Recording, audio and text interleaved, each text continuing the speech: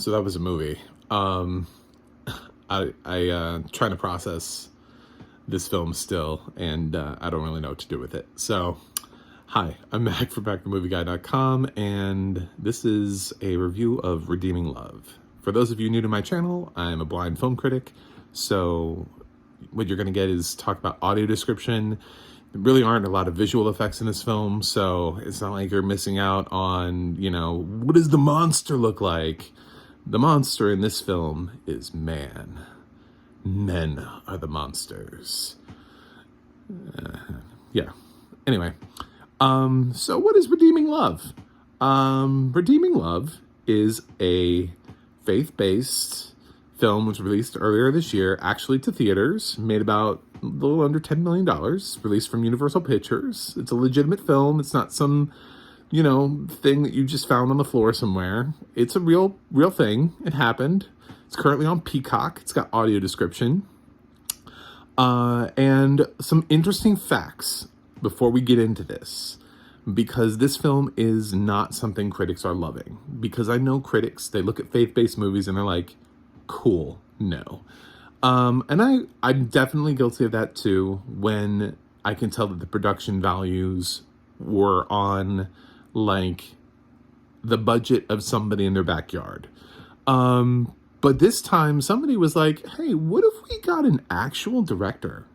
And so they went out and they got DJ Caruso, who did, like, Disturbia and Eagle Eye, and they brought him in. It was an interesting choice, but it definitely worked in the film's favor. There's the benefit of having the screenwriter is also the author of the original book.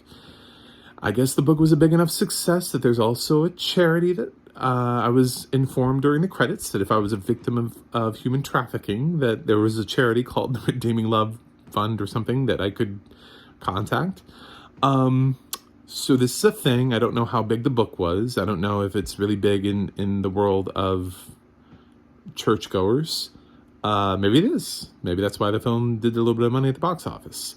The cast in this is headed up by two people who are not very well known. Abigail Cohen plays Angel and Tom Lewis plays Michael.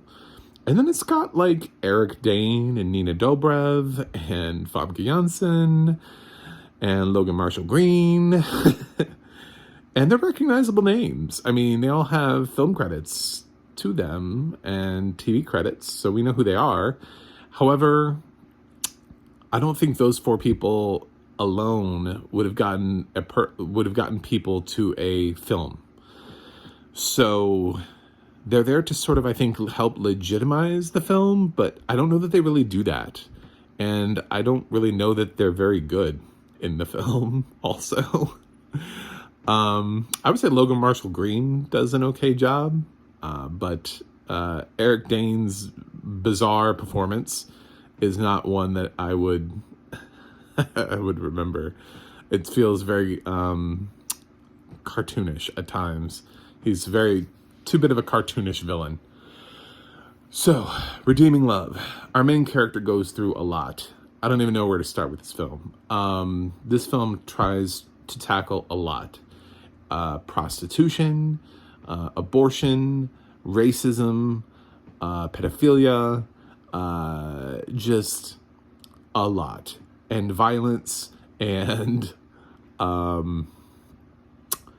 yeah, it makes a lot of choices. It has its main character, Angel, has gone through quite literally everything. She was a child that was, born out of wedlock, and her mother was the side piece, and the father didn't want anything to do with the child or the mother once the child existed. So her mother ended up becoming a whore, and she ended up dying, and the little girl ends up throwing her cross into the water. It's very symbolic that way. And she's like, no, I don't love you, Jesus.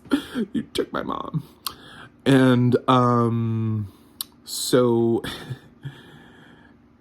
she ends up getting sold into prostitution to this weird sort of, kind of felt like Daniel Day-Lewis's Gangs of New York character a little bit, version of that, except running a brothel. A guy named Duke.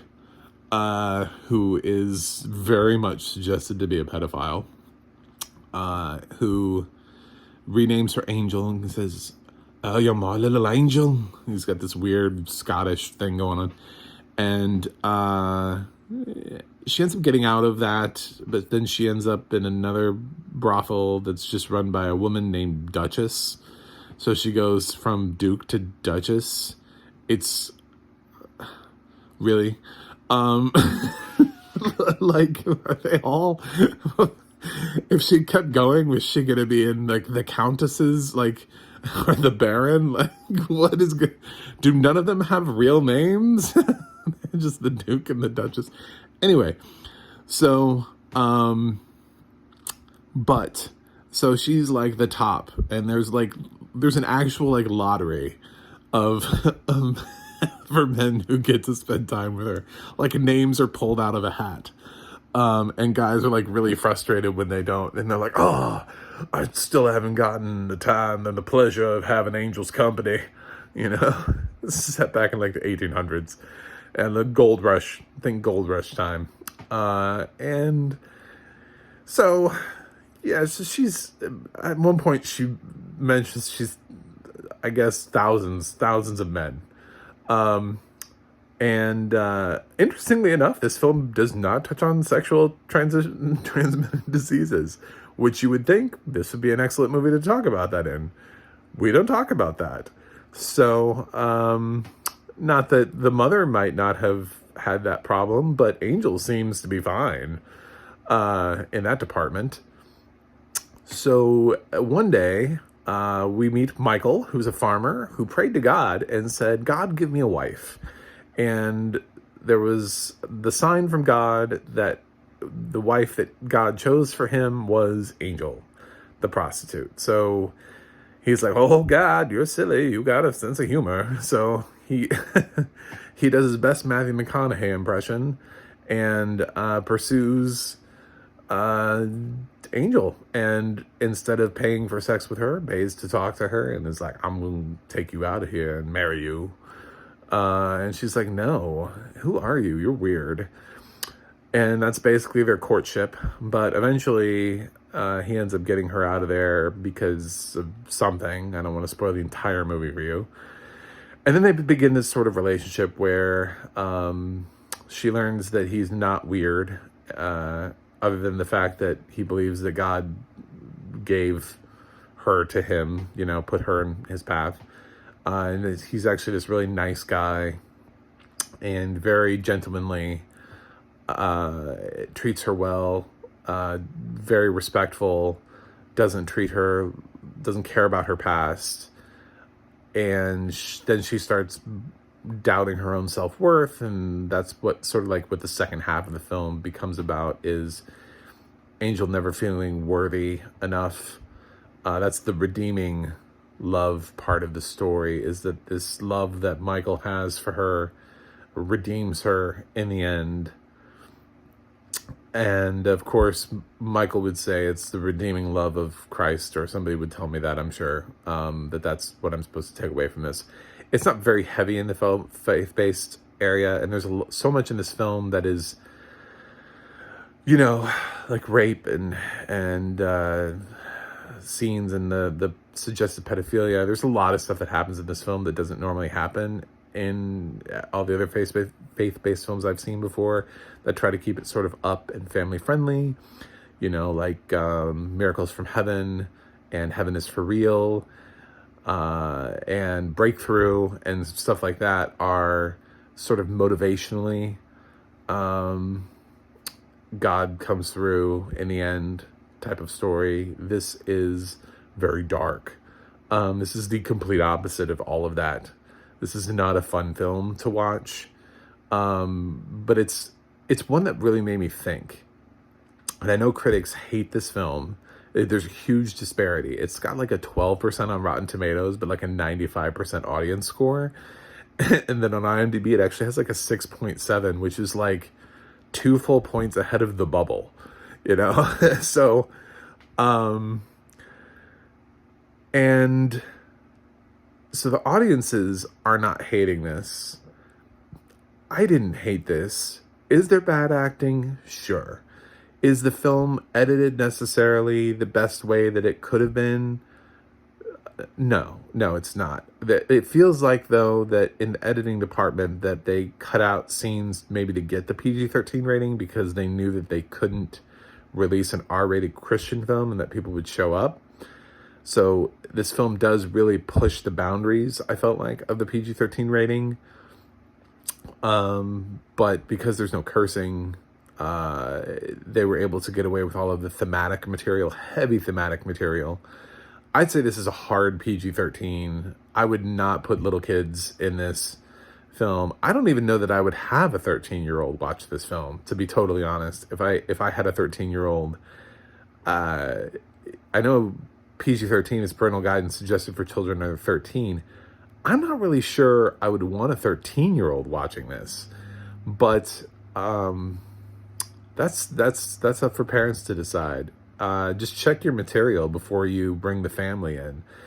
It says a lot in it, and a lot of discussion would be had, and not necessarily the kind of like, let's open our Bible discussion, but a lot of content discussion that maybe you're not ready to have with kids yet, or in front of your kids or wherever. You know your kids, and you should be able to look up, why is this film, what does this film have in it?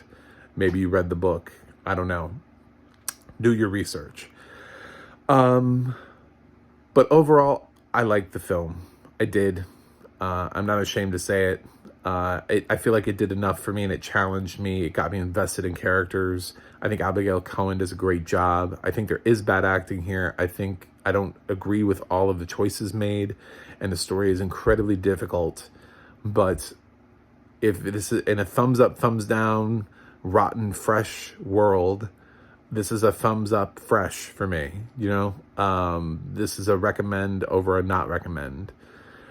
So as far as the audio description goes, I actually did get to make it all the way through the credits, and Peacock didn't rip me out like most streaming services seem to be doing nowadays, where they decide you're done watching the movie, we're going to move you on to the next thing. So I found out this was Media Access Group, and it was actually described by a human, which was a surprise to me because it really felt like it was described by, like one of those robotic Siri type voices. Sorry to whoever the narrator was. If you're watching this video, your voice is very monotone. You sound like the voice of my Amazon Echo device in many, many ways. Maybe you are. Maybe that's why. Maybe you're also the same person who recorded the initial voice for that device. Haven't done the research on that. But actually the audio description for this is really well done. Like 10 out of 10, 5 stars. There are a lot of, you're never lost. They make really good use of the time in between dialogue to always give us description, to let us know of what's going on, who's in the room, what people are wearing, the color of people's clothes, just a huge attention to detail, as much as humanly possible that they can give us about the characters. We do get about the characters. It even took the time to mention, not that we needed it, but there was like a character who was the African-American man, and I was like, does he not have a character name? The black guy? It's so rare because rarely ever do we get somebody's race mentioned to us, but I suppose in the 1800s it's important to note when there's a black guy in a film. So yeah, it's very descriptive, maybe even to a fault. But you'll totally be able to follow everything that's going on and be able to appreciate and feel like you understand perfectly what these people look like, where they live, dirt farmers, you know what I'm saying? Like everything is just, it's really well described. So it's funny how I feel like every time I say that, it's in the weirdest films. It's like, of course, this is the film that has amazing audio description. So, yeah, Redeeming Love has excellent audio description. Yeah, just, I don't know, give this film a shot. I can't believe I did not go into Redeeming Love with any expectation other than knowing this is a faith-based film. And to be totally honest, in the back of my mind, I was like, this faith-based film, I don't really know who the cast is. This is probably not going to be good. I forgot DJ Caruso directed it when I walked into it. So I walked in thinking this film was not going to be good. And I came out with a lot of thoughts. And that's pretty good. When a film can make you think, I think that's successful. And it made me think. It didn't make me think anything about religion. Religion in this film actually does not feel like the forefront. I know Michael prays a lot, and there are a little bit of churches, and even Angel prays a little bit in the film, but it is just not. It gets really bogged down by the shitstorm that surrounds Angel as a character. It's not very preachy for what you would think a film produced by Roma Downey would be. So it's a lot, and maybe not for kids. So I'm going to give Redeeming Love, I'm swinging for the fences here, I'm going to give it a B. I know that may surprise you. I know that other critics are going to be like, well, if he's going to give Redeeming Love a B, well, then obviously he's not a real critic. And it's like, I'm a blind critic anyway. I'm going to enjoy a different set of movies than you anyway.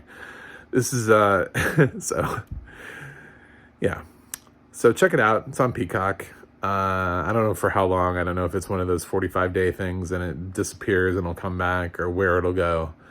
But it's there now. So let me know what you think in the comments. And as always, don't forget to like, share, and subscribe. You can go to macthemovieguy.com for more of my reviews. And as always, you can always use the audio description project to find out your next audio described movie title. It's constantly being updated with new titles, so you can figure out what other movies you want to see. So until next time, I hope you find your Michael.